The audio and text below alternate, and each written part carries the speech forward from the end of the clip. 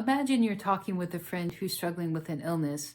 It happens all the time, right? Well, how can you respond? Hi, I'm Pam from All Nations, and today we're going to talk about how we can show the power and compassion of Jesus to our friends who are suffering with illness. We can even respond in the same way that Jesus' disciples responded, in the same way that Jesus did. So today I want to share with you a story from Acts chapter 3.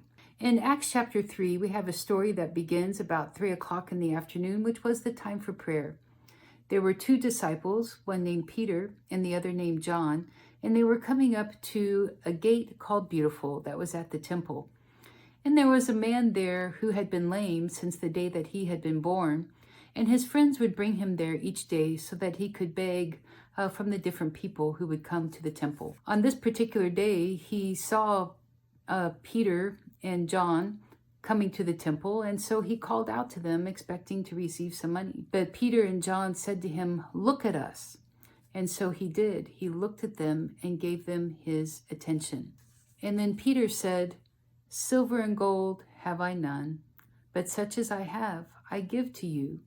In the name of Jesus, stand up and walk." And Peter took the man by his right hand, and his feet and ankles became strong. And he jumped up and began to walk. And the man followed them into the temple, and he was jumping and running and praising God.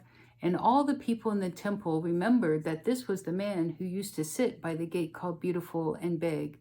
And they were in awe and wonder of what God had done for him. That's a beautiful story, isn't it? We can respond when our friends have needs of sickness and when they need healing. And next week, I'll tell you a true story of somebody who responded in the same way, and God showed up and did amazing things.